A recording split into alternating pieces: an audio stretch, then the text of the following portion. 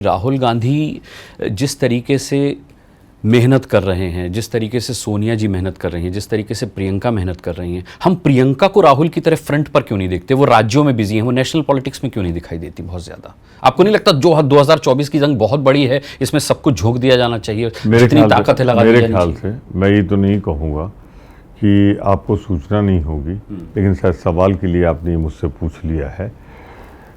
हिमाचल चुनाव किसने संभाला? नहीं, मैं वही कह रहा हूँ, राज्य में सक्रिय है। फिर आ गया ये ना। कर्नाटक चुनाव में किसने भूमिका निभाई?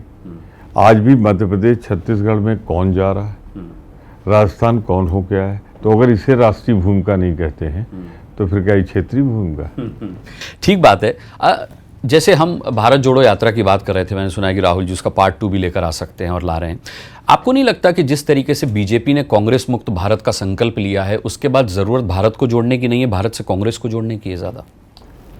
देखिए, मैं एक चीज बताऊं, कांग्रेस को समाप्त करते करते खुद ही समाप्त हो गए। भाजपा अब लुप्त प्राय। कहाँ 22 राज्यों में सरकार होती थी, कहाँ ये।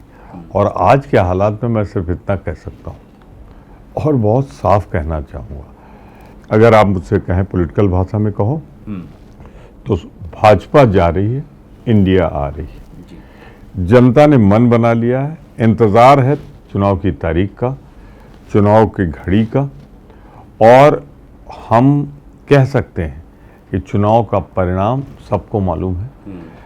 55% से ज़्यादा, 55% से ज़्यादा वोट इंडिया के साथ।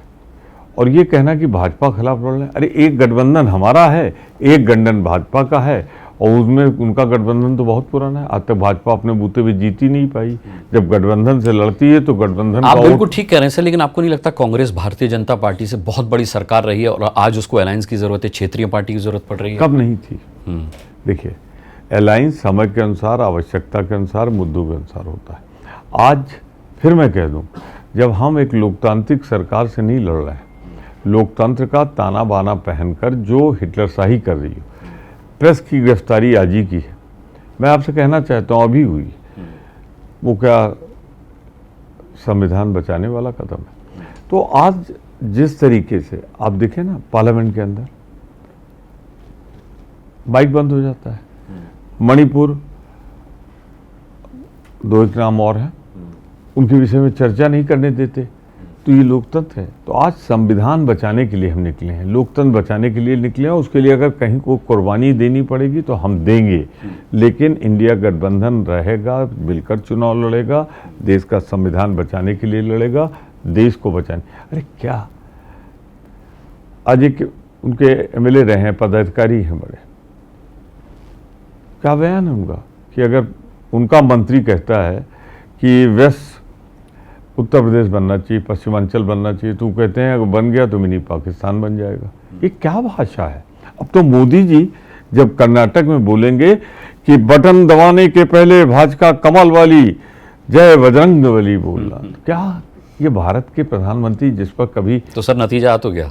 पंडित जवाहरलाल नेहरू, लाल बहादुर शास्त्री, अटल बिहारी वाजपेयी, इंदिरा गांधी बैठे तो उस पद पे बैठे हुए आदमी की ये भाषा है?